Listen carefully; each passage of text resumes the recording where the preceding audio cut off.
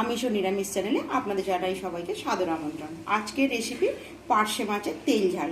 আমি এখানে নিয়েছি পার্শে মাছ, হলুদ, ঝাল লঙ্কার গুঁড়ো, কালো জিরে, চিরা কাঁচা লঙ্কা, আদা বাটা, সর্ষে পোস্ত বাটা, কাঁচা লঙ্কা বাটা, টমেটো, ধনেপাতা। তো আমি মাছে নুন হলুদটা মেখে নেব।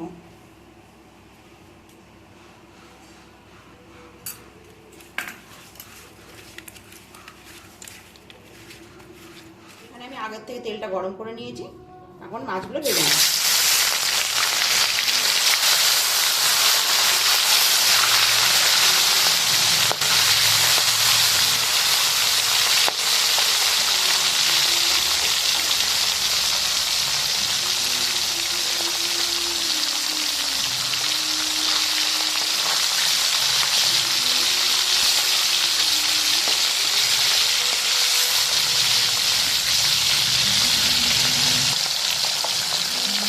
মাছগুলো ভেজে তুলে নেব। মাছ ভাজা গেছে, এবার আমি তুলে নেব। সব ভাজা হয়ে গেছে, এবার আমি এখানে কালো জিরে ফোড়ন দেবো। একই তেলে দেবো চিড়ে রাখা কাঁচা লঙ্কা, দিয়ে দেবো টমেটো,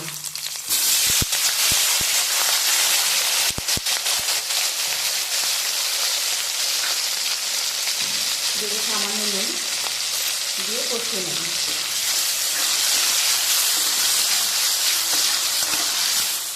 এই পর্যায়ে এখানে আমি দেবো সামান্য আদা বাটা, দিয়ে আবারও 1 মিনিটের মতো নিয়ে নিচ্ছি।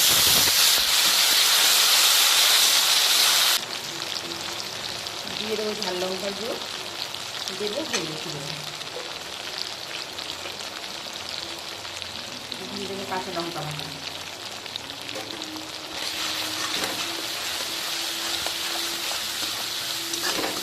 আবার আমি একটু কষিয়ে নেব।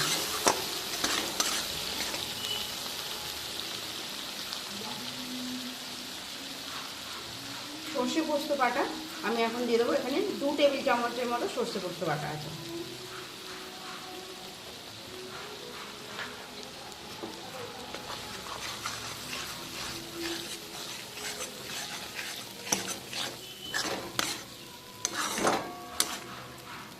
দিয়ে আমি বেশিক্ষণ কষাবো না। এবার আমি বেটে নেওয়া জলটা ছিল, ওই জলটা দিয়ে আমি একটু কষিয়ে দেবো। সর্ষে পোস্তটা আমি শিলে বেটে নিয়েছি।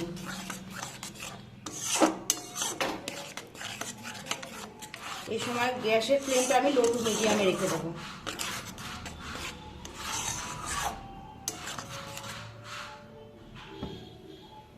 আমার হয়ে গেছে, এখানে স্বাদ মতো নুন দেবো।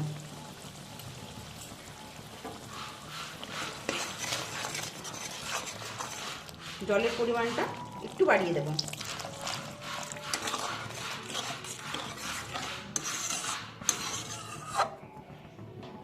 ঝালটা ফুটে গেলে মাছগুলো আমি এর মধ্যে দিয়ে দেবো। আমার ফুটে গেছে, এই পর্যায়ে আমি দিয়ে দেবো ধনেপাতা।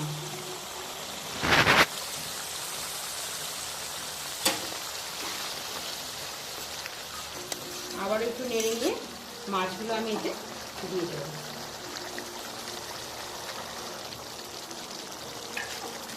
দিয়ে 5 মিনিটের মতো আমি ঢাকা দেবো।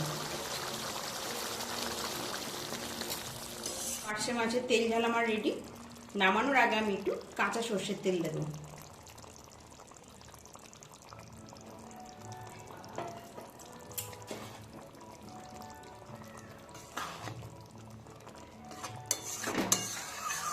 দিয়ে 2 মিনিটের মতো ফুটিয়ে নামিয়ে নেব।